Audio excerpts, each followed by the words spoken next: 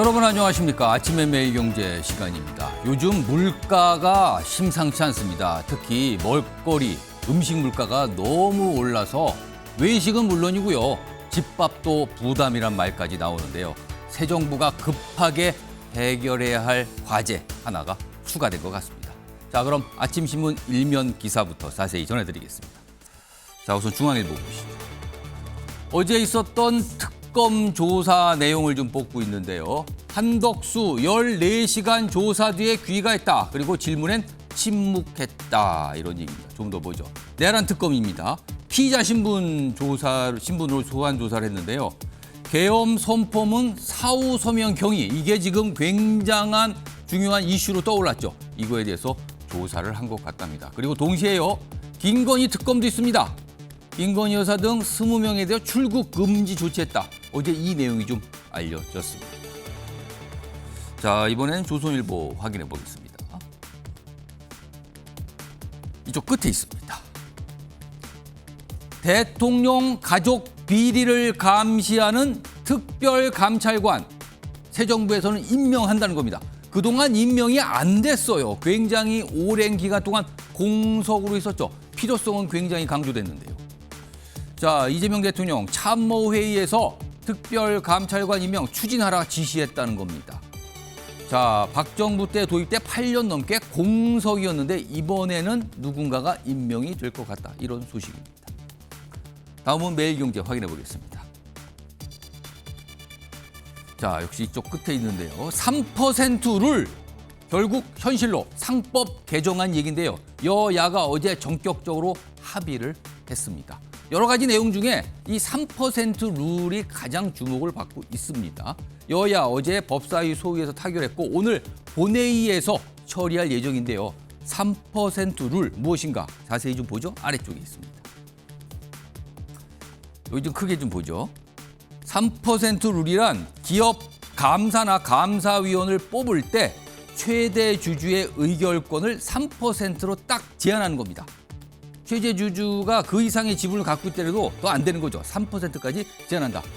재계에서는 굉장히 반발한 내용인데 이거에 대한 합의도 이루어졌다는 거죠. 다음은 경향신문 보시죠. 가공식품 물가 얘기가 나왔습니다. 제가 아침에 매일경제 시작하면서 요즘에 물가 심상치 않다는 얘기 나오는데 이런 기사 오늘 꽤 많이 나와 있습니다. 가공식품 10개 가운데 8개 값이 올랐다. 6월 소비자 물가 어제 물가지수가 공개가 됐는데요. 이게 5월에는 조금 내려가는 듯 했어요. 근데 5월 달 이 6월 소비자 물가가 그런데 5월보다 다시 또 올라서 2%대로 올라섰다는 겁니다.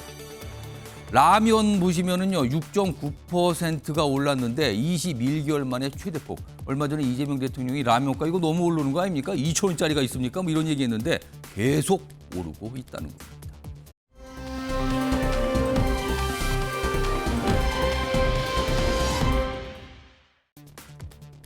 시청자 여러분, 이 사진이 어떤 사진으로 보이십니까? 이거 언뜻 보면요. 지금 해변가잖아요. 쓰나미가 몰려오는 듯한 느낌을 확 주는 사진입니다. 그러나 쓰나미 아닙니다. 구름입니다. 이런 무시무시한 구름, 포르투갈에서 나타났습니다. 한 해변에서요. 이 구름 이름이 원래는 롤 구름, 뭐 두루마리 구름 이런 명칭이 붙어 있는데요. 굉장히 보기에도 무시무시한 이 구름이 생기는데 마치 쓰나미가 몰려서 해변을 덮치는 것 같습니다. 이게 왜 생기냐면요. 요즘에 기온이 너무 높잖아요. 상공에는 찬 공기, 그리고 지표면은 굉장히 뜨겁습니다. 포르투갈 47도까지 올라갔다는데 이 찬 공기와 뜨거운 지표면의 공기가 만나면 이런 구름이 생긴다고 그럽니다. 그러니까 고온 현상, 약간 기상 이변이 나타난 무시무시한 쓰나미 같은 구름. 오늘 사진으로 이렇게 포착이 돼 있습니다. 지난달 29일 장면이라고 합니다. 자, 지금까지 일면기사 여러분께 소개해드렸고요. 아침에 매일경제 본격적으로 시작하는데요. 오늘 두 분 패널 자리하셨습니다. 한 분씩 소개해드릴까요? 우선 최인호 전 민주당 국회의원 나와 계시고요. 안녕하세요. 그 옆에는 김성태 전 국민의힘 원내대표, 김성태 국민의힘 전 의원 자리하고 계십니다. 안녕하십니까? 예, 안녕하세요. 안녕하세요.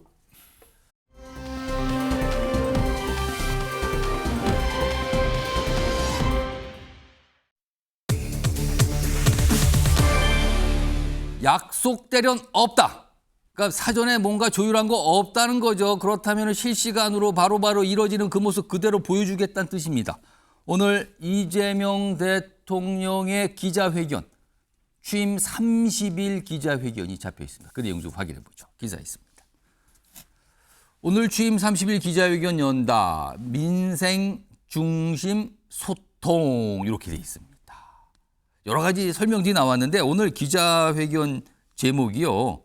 언론이 묻고 국민에게 답하다. 이런 제목이 붙은 기자회견입니다. 자, 그럼요. 이와 관련해서요.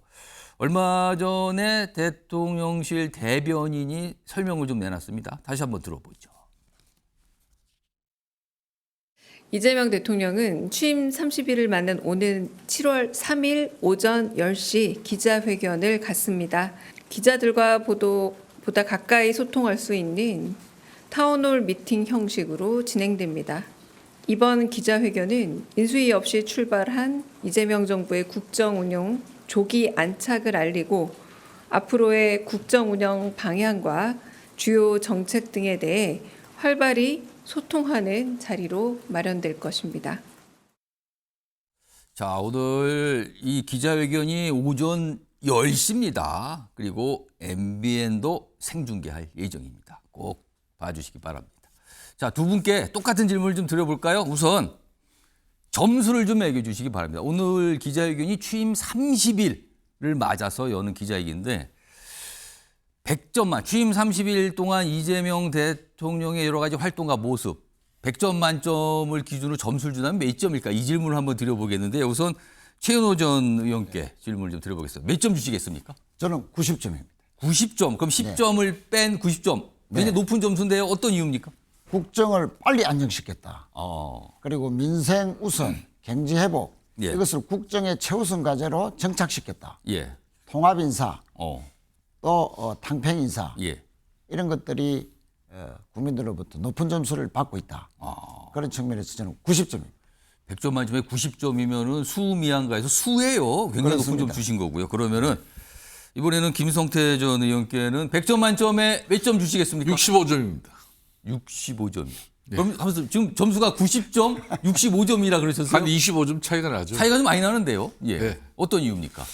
저는 뭐 당연히 야당의 입장에서 바라본 이재명 대통령의 30일 국정 운영 예. 이런 뭐 대단히 좀 안정적이었고 그래도 상당히 거칠고 뾰족할 것이라는 뭐 그런 편견을 깨고 대체적으로 외교 안보 국내 내치 전반적으로 상당히 안정과 통합 실용주의 측면에서 그래도 65점이라는 것은 야당이 65점 이렇게 평가했다는 것은 그렇게 낮은 점수는 아닐 거예요. 오, 65점 준 것도 굉장히 후하게 준 거다 이런 말씀인데 최인호 전 의원께서는 듣더니 65점 표정을 보니까 약간 너무 좀 짠 것 같은데 이런 반응이신 것 같아요. 어떻게 들으셨어요? 65점? 뭐 우리 김성태 의원님은 좀 후하게 주실 줄 알았는데 뭐 한 수미양과 미 정도인데 예. 아마 수를 지향하는 미라고 보신 거 아니냐. 수를 지향하는 미요? 예. 우호적 미다. 우호적입니다. 그렇군요. 어느 정도 긍정평가가 그러니까 있는 뭐 것 제가 같다.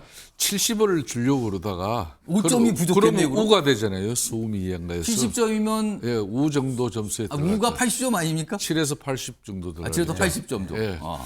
그렇다면은 저는 이제 65면은 앞으로 이제 우를 받을 수 있는 가능성이 아주 높다. 그렇지만 이제 김민석 오늘 총리 내정자 국회 동의 마치고 나면은 예. 뭐 임명할 건데 예. 우여곡절 많은 논란이 빚어졌어요. 그렇지만은 이제 앞으로 18개 이제 장관 이제 인사청문회 될 거고 예, 예. 그 장관들 중에서는 국민 정서에 맞지 않은 많은 장관 후보자들도 있어요. 예, 예. 이걸 절대 뭐 입법 권력 친정집 민주당 믿고 그대로 임명을 강행할 나갈 것인가 그런 거 지켜보고 예. 뭐 그런 거 없이 또 일부는 낙마를 통해서 새로운 국민적 정서에 부응하는 그런 인사가 되면은 금방 70점 되고 80점 되는 겁니다. 오늘 아마도 국회 본회의에서 처리될 것으로 보이는 김민석 국무총리 후보자 인준 문제 요걸 살짝 말씀하신 것 같아요. 알겠습니다. 자, 그럼 오늘 회견이 과연 어떤 형식일까 많이 소개되는데 조금 정리해 보겠습니다. 화면에 있습니다. 자, 취임 30일 대통령 기자회견인데 아까 제목 제가 말씀드렸죠. 언론이 묻고 국민에게 답한다. 이런 제목이 붙었어요. 약속대로는 없다. 그러니까 사실은 대통령 기자회견이면 과거에 보면 어떤 때는 미리 사전에 질문을 좀 조율하는 경우가 있었거든요. 근데 이번에 그런 거 없다. 그냥 바로바로 무작위로 질문을 받는다. 그리고요. 타운홀 미팅 형식. 그러니까 대통령이 좀 앉아있고 기자들도 가까이 자리를 하면서 좀 편한 모습으로 회견을 한다. 그리고 150여 명 기자들이 참석할 것으로 예상되고요. 오전 10시부터 원래는 한 100분 정도 잡았는데 조금 더 길어질 수도 있다. 10시니까 더 길어지면 뭐 거의 120분. 12시까지 가는 거예요. 그래서 일단 이렇게 예상이 되고 있습니다. 오늘 일단 이런 모습일 것 같습니다. 자, 그럼 두 분께 똑같은 질문을 한번 더 드려보죠.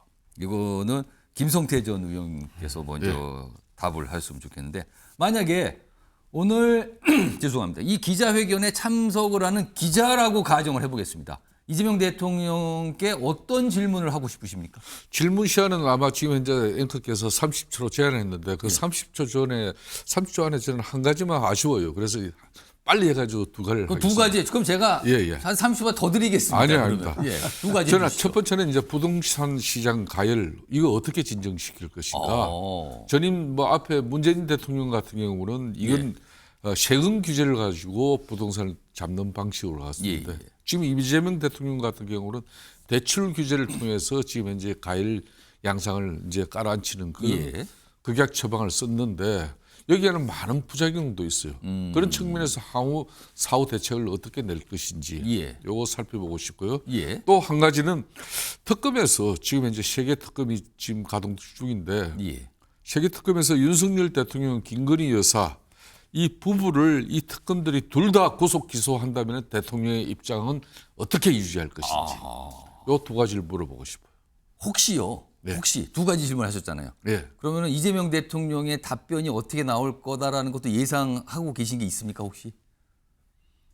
둘 개 다 뭐 저희 웬만큼 저는 예상을 좀 할 것 같아요. 그러니까 질문이 나오면 네. 이재명 대통령이 어떻게 답을 할 것 같습니까? 두 가지에 대해서. 뭐 앞에 이제 부동산 가열 부분은 이게 국토교통부 장관 지금 현재 이상한 것은 18개 부처 장관 다른 부처는 다 일찍했는데 없어요. 지금 국토부 지금 이제 장관. 국토교통부 장관만 쏙 빠져 있어요. 예, 그만큼 고심한다는 거겠죠. 예, 예. 여기에서는 주무부처로서 이제 아마 수요 공급적인 차원에서 대책을 내세울 거예요. 예, 예. 뭐 그런 답변을 미리 얘기를 해 보는 것이고 이제 뒤에 부분 특검에서 이제 특검. 윤석열 부부 둘 다 구속한 전직 대통령이든 뭐 대기업이든 일반 범죄자들도 부부간에 이렇게 되면은 예, 예. 한쪽은 이제 구속을 면해주는 그런 법조계의 갈래가 있는데 그 이 특검 세 개가 지금 경쟁적으로 하고 있단 말입니다. 예.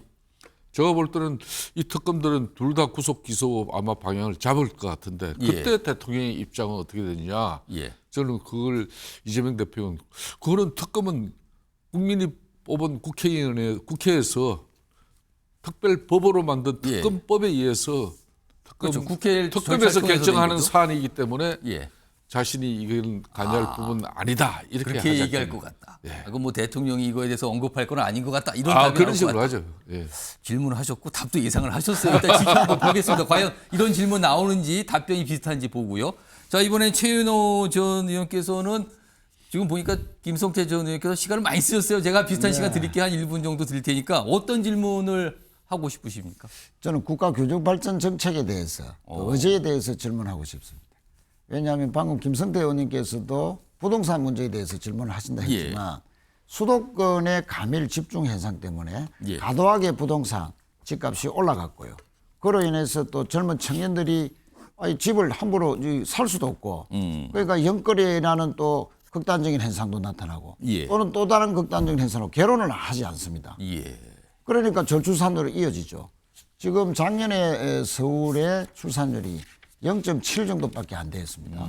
자, 이게 이 저출산율이라는 것은 결국은 50년 후에 대한민국이 존립할 수 있느냐 없느냐를 심각하게 문제 제기하는 그런 여러 가지 엄청난 국가 미래의 리스크를 안고 있는데 예.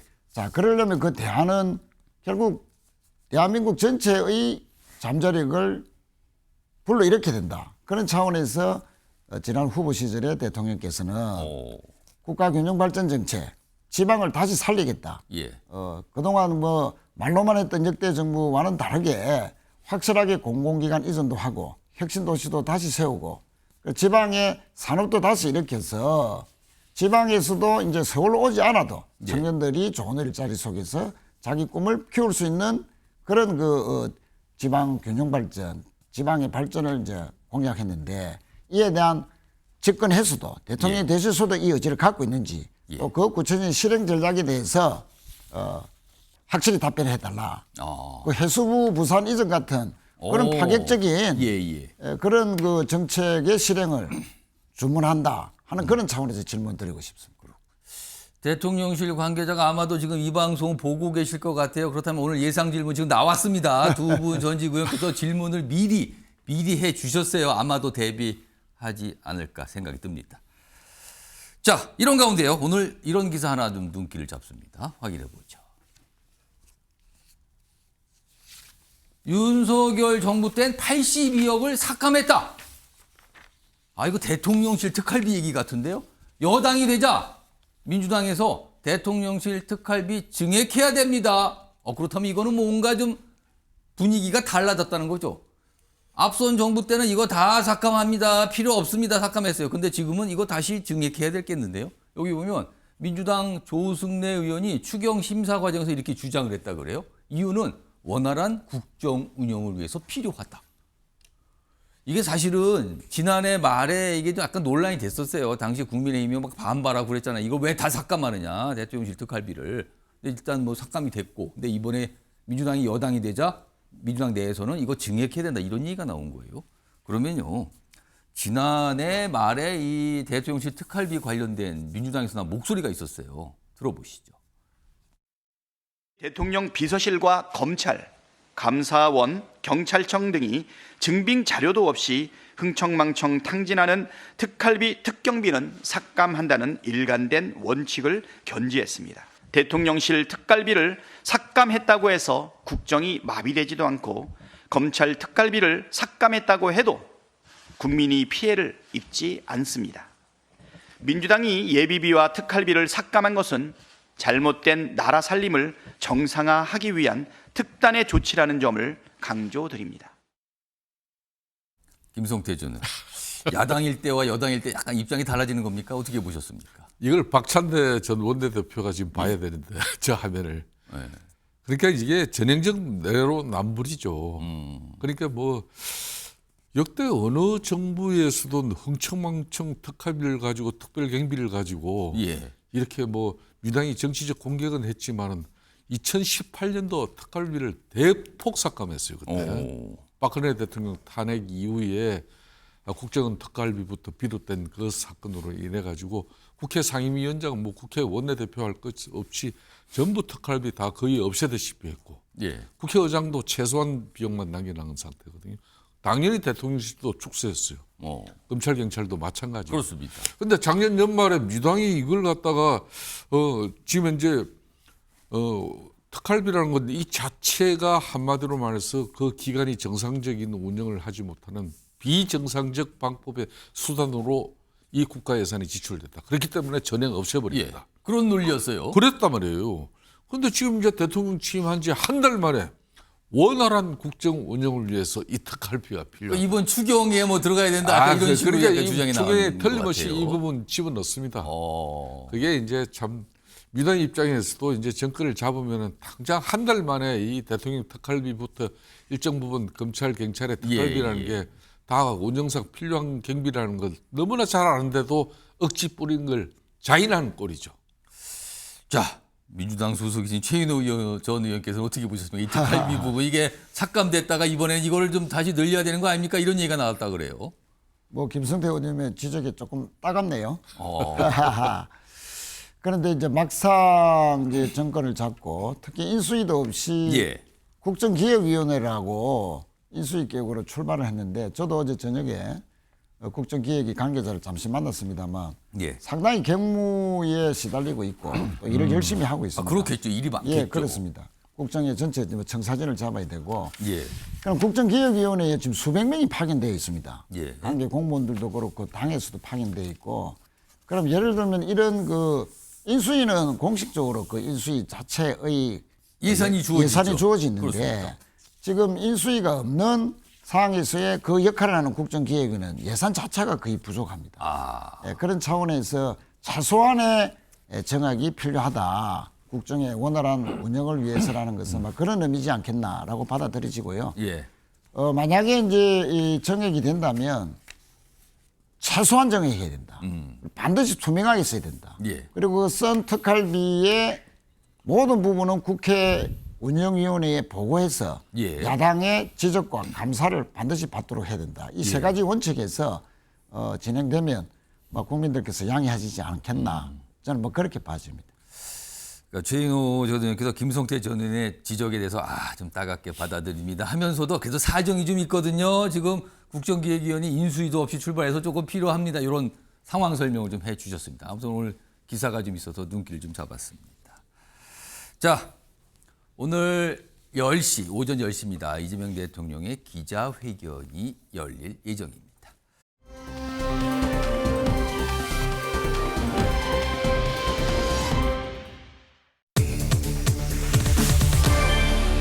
시진핑의 초청장입니다. 시진핑 중국 국가주석 최근에 이재명 대통령에게 9월 초에 있을 전승절 행사에 초청한다, 초청 의사가 있다 이런 게 좀 전달이 됐다 그러죠.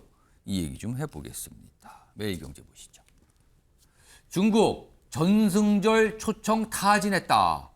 이 전승절이라는 게 이제 2차 세계대전과 관련된 거예요. 그러니까 중국이 승전국 중에 하나였잖아요. 그러니까 이런 행사들을 좀 가져요. 이게 9월 3일인가요? 지금 베이징에서 열리게 되는 건데 여기에 이재명 대통령을 초청하겠다라는 뜻을 밝혔다는 거죠. 그러자 이재명 대통령의 실용 외교가 시험대에 올랐다. 시험대다. 좀 더 보죠. 9월 베이징에서 80주년 전승절 80주년 행사예요. 대통령실은 지금 소통 중입니다. 어떤 결정한 건 없고 소통 중이다. 그런데요, 이게 전례가 좀 있었어요. 전례가 과거에. 여기 보시면 박근혜 전 대통령이 10년 전에 이天安문 광장의 이 망루에 올라가는 장면이 있었는데 이때 초청받아서 참석을 했거든요. 이 행사에.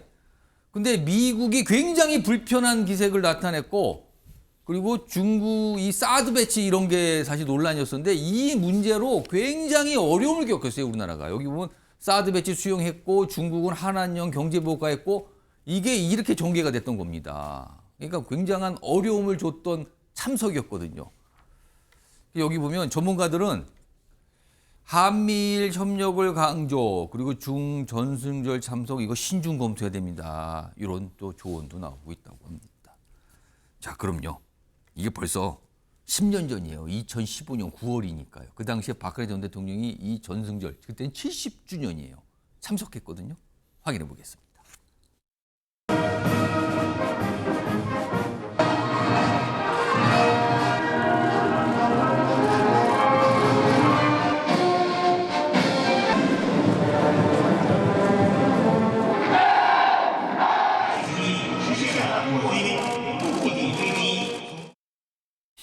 저런 모습이었는데 그 이후에 이제 후폭풍이 거셌습니다. 다음 기사 하나 이어가 보죠.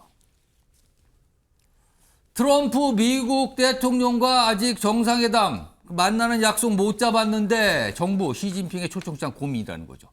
우리로서는 미국이 가장 중요한 외교 대상인데 우선 만나고 난 뒤면 조금 편안가 있는데 지금 아직 안 됐거든요. 그런 가운데 시진핑의 초청장이 온 겁니다. 이걸 어떻게 했느냐 이거죠. 좀 더 보겠습니다. 여기 작은 제목 내용이 있어요.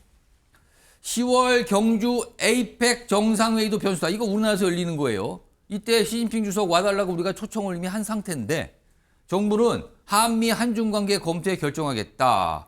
시진핑 주석 2014년 이후 우리나라 온 적이 없어요. 그 사이 한국 정상은 3차례나 중국을 갔는데 이런 것도 다 고려 대상이 되겠죠. 자, 이걸 어떻게 해야 되냐는 거죠. 이거 두 분께 단적인 제가 질문을 아주 단도직입적으로 물어보겠습니다. 김성태 전 의원. 이재명 대통령 어떤 선택을 해야 된다고 보십니까? 두 가지입니다. 이 초청에 응해서 참석을 하거나 아니면 못 갑니다라고 거절을 하거나 둘 중에 하나인데 어떤 선택해야 된다고 보십니까? 이재명 대통령의 이제 특히 애교 안보적인 측면에서의 자신의 이미지나 또 자신의 어떤 그 정책 기조는 분명합니다. 그러니까 국익을 우선 하면서 실용주의적 외교를 펼치겠다는 게 이재명 대통령의 분명한 입장인데 예. 그 실용적인 측면에서도 지금 한미 지금 현재 동맹의 근간을 둔 서방하고의 관계가 더 우선시 중요할 거예요. 예.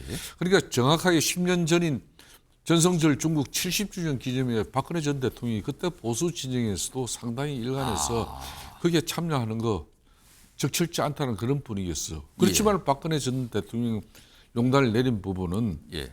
그때 이제 북한의 핵 문제가 심각했기 때문에 중국 전성절 창마하면은 중국이 북한 핵 문제를 해결해 줄 것이라는 그런 나름 확신을 가지고 간 거예요. 뭔가 네. 중국의 역할을 기대했었는데. 근데 대려 미국을 비롯한 서방은 중국 70주년 이 전성절에 참여하는 이 자체를 보이콧 결정을 하고 있었어요. 안 갔습니다. 그래서 서방은 거의 안 갔어요. 예. 미국.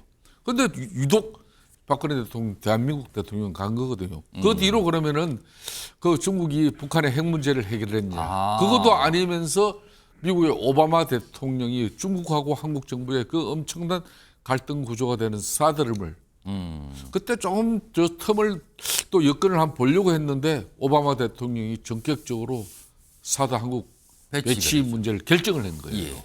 이런 문제도 있고 북한은 또 북한대로 핵실험을 또 강행을 해버렸어요. 예. 예. 그러고 난 뒤에 박근혜 당시 대통령이 정치적 입지가 상당히 힘들어진 것도 사실입니다. 저는 그런 측면에서 이재명 대통령이 지금 취임한 지 한 달밖에 안 됐는데 예. 미국 트럼프 대통령하고의 관세 문제뿐만 아니라 통상무역 이 엄청난 해난이 있는데도 불구하고 예. 지금 현재 트럼프 대통령 만날 일정이 아직까지 구체적으로 안 잡혔거든요. 예. 그런데 이 전성절 대한민국 대통령 이재명 대통령이 참여하는 걸로 하면은 앞으로 미국하고의 그런 여러 가지 부분이 불필요한 오해가 생길 수 있고 예. 또 저 일간에서는 이렇게 봐요. 한미일 이런 상당히 그 동반자 협력 관계를 갖다가 군사적 협력 관계를 이간질하려고 하는 이게 중국 정부의 중국 당국의 초청으로서 그런 부분이 숨어 있는데 예. 그래서 상당히 이재명 대통령이 신중하게 판단해야 된다. 저는 그렇게 보고 있습니다. 그러니까 이 전승절 초청 문제가 이게 외교 일정에 굉장히 이제 중요한 복잡한 선상을 나누는데 9월에 열릴 전승절 행사를 참석해서 이재명 대통령이 시진핑 중국 주석을 만나는가 아니면 10월까지 기다려서 우리나라에서 열리는 에이펙 때 시진핑 주석을 만나는가 이게 하나가 있고요. 그리고 아직 트럼프 미국 대통령을 못 만난 상태인데 먼저 중국 주석을 만나는 게 이게 괜찮은 건가? 막 이런 게 섞여 있는 상황인 거죠. 지금 고려 사항들이. 최인호 전 의원께서는 먼저 제가 질문 드리기 전에 하나 좀 보겠습니다. 주한 중국 대사관의 반응이 하나 나온 게 있어요. 이겁니다. 70주년 전승절 당시에 한국 지도자가 이거 박근혜 전 대통령 얘기잖아요. 한국 지도자가 초청에 따라 참석해 좋은 결과를 거뒀다. 이 좋은 결과는 중국한테 좋은 중국 결과라는 입장이죠. 거죠. 근데 우리한테는 사실 좋은 결과가 아니었어요. 그렇습니다. 중국 측은 이번 행사에 한국 쪽 참석을 환영한다. 굉장히 바라고 있다. 이걸 좀 나타내고 있는데 자 이러면 또 부담이죠. 우리도 또. 최인호 전 의원 어떤 선택을 해야 된다고 보십니까? 뭐 신중해야 된다고 봅니다. 지금 뭐 방금 김성태 의원도 말씀하셨지만 예.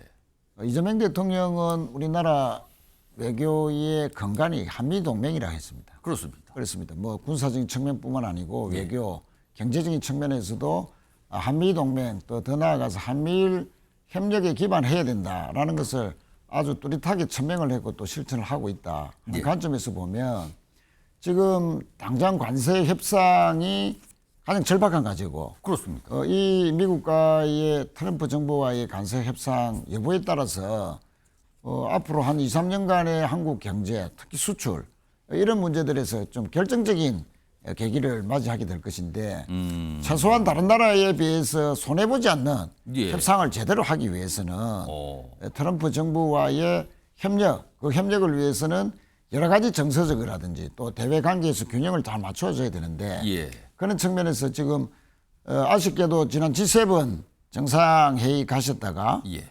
트럼프 대통령이 이러한 문제로 예. 그것 귀국하는 바람에 그렇습니다. 정상회의가 불발됐지 않습니까? 우린 사실 좀 만날 수 있을까 기대를 했었는데. 그렇죠.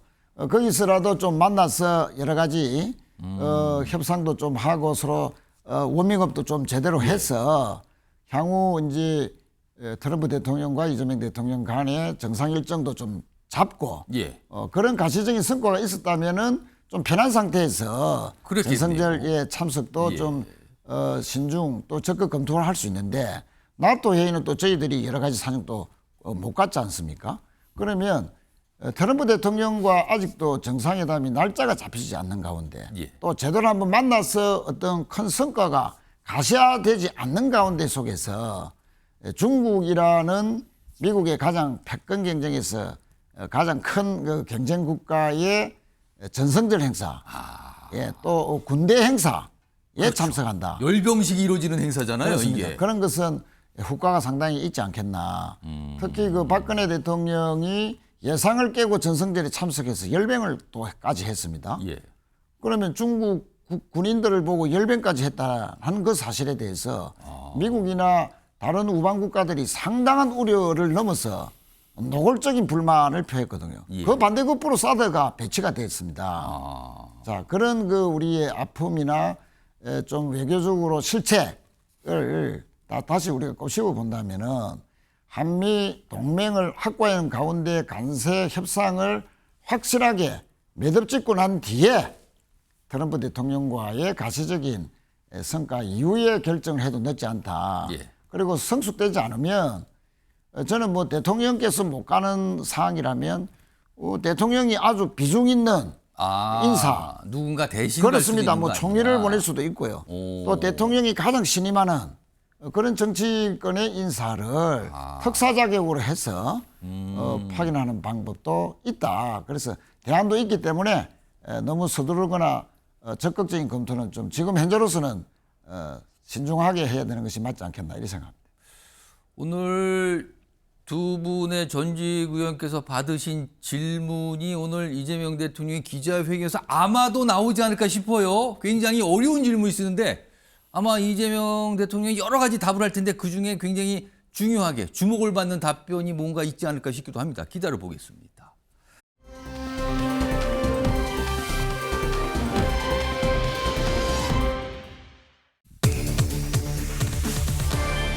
안철수의 메스. 메스는 저 수술용 도구 아닙니까? 안철수 의원은 의사인데 그 얘기를 한 것 같지는 않고요. 어제 국민의힘의 혁신위원장이 됐습니다. 안철수 의원이. 그래서 여러 가지 얘기 좀 꺼내놨습니다. 기사 보시죠. 탄핵 소신을 밝혀왔던 안철수. 콤마 상태인 국민의힘 메스 들겠다. 콤마 상태니까 지금 굉장히 뭐 거의 뭐 이전 이 숨이 넘어가기 그런 상태다. 뭐 이렇게 표시를 한 거예요. 지금 의견을. 콤마 상태로 진단을 했습니다. 혁신위원장으로 내정되는데 좀 더 보죠. 안, 보수를 오염시킨 고름과 종양 이거 드러내겠다. 이런 각오를 밝혔습니다. 그러면서 또 전당대회 출마엔 생각을 합니다. 그러니까 당대표 도전 안 하겠다고 밝혔어요. 본인이. 각오를 밝힌 거죠. 그리고 뭐 당내에서는 통합 앞장선 게 발탁의 영향. 최근에 그러니까 이 최근에 대선 과정, 탄핵 과정을 거치면서 안철수 의원이 굉장히 주목을 받았어요. 그동안까지는 존재감이 없다는 평가였는데 그 이후에 최근에 몇 달 동안은 굉장히 여러 가지 역할이 보이고 그랬거든요. 그래서 평가를 받았는데 혁신위원장에 내정이 됐다는 거죠. 그리고 각오를 밝혔다는 겁니다. 자, 그럼요. 이와 관련된 목소리들이 좀 있습니다. 들어보시죠. 저는 가능하면 인사는 10인 이내로 하는 것이 좋겠다는 게 제 생각입니다. 거기에서 그 다양하게 결국은 이제 수도권에서 뭐 일명 중수청, 중도, 수도권 청년들을 다시 우리를 돌아보고 관심을 가지고 그렇게 해야 되는 게 중요하지 않습니까? 그래서 거기에 초점을 맞춰서 만약에 전대가 8월 중순에 마친다고 하면 아마도 신임 당대표와 겹치는 부분이 있을 겁니다. 그래서 그 전대는 지금 생각하고 있지 않습니다. 대통령을 출마로 이해하면 되겠습니다. 예, 생각하고 있지 않습니다. 전당대회 사실은 국민의힘의 새 당대표에 도전한 인물 중에 하나로 안철수 의원이 꼽혔거든요. 근데 혁신위원장이 됐습니다. 그리고 본인이 각오를 밝혔죠. 전당대회 출마 이거 생각 안 해요. 그러니까 불출마하겠다는 뜻이 되잖아요. 그런 각오를 밝히면서 뭔가 해보겠다는 거예요, 지금요. 그런데 오늘 만평이 하나 있습니다. 우선 위에 사진부터 좀 보겠습니다. 위에 만평. 여기 보면 칼이 하나 있는데 그 칼의 이름은 국민의힘 혁신위원장 칼입니다. 그러면서 안철수 의원이 딱 각오를 밝혀요. 여기 오른쪽에 이제 말이 나와 있는데, 네, 이 칼로 거름도 종기도 다 적출하고 각오를 밝힙니다. 이 칼을 쓰겠다. 이것만 보면 결기가 대단하죠. 아래로 가겠습니다. 그런데요, 이거 좀 크게 좀 보겠습니다. 이게 뭡니까 지금? 일단 여기 제목을 보세요. 여기 제목을 좀 크게 보면 이렇게 나타납니다. 칼을 뽑았는데 짧아도 너무 짧아요. 얼마나 짧을까요? 그림이 어떻게 돼 있습니까? 아니, 아까 칼집은 굉장히 길었는데 칼이 짧습니다. 거의 단도입니다. 이게 이걸 상징한 거래죠. 한 달짜리 혁신위원장. 8월에 전당대회, 8월 한 중순쯤 열릴 걸로 보이는데, 그럼 지금부터 해도 한 달 조금 넘어요. 혁신위원장 이 임기는. 그럼 그동안 뭘 하겠느냐, 이렇게 좀 얘기하는 마음편 같거든요. 최인호 네. 전 의원. 이 만평에서 한 달 남짓 돼요.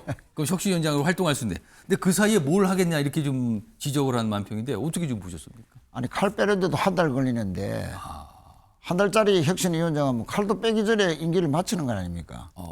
그래서 어떻게 혁신을 하겠다는 건지, 그것을 이제 안철수 의원도 방금 인터뷰에서도 이야기했지만, 적어도 혁신위가 성공하려면 예. 한 4달은 기간을 줘야 되거든요. 서너 달 정도는 최소 그렇습니다. 가야 된다. 한 달은 칼 뽑는 기간 준비하고 예.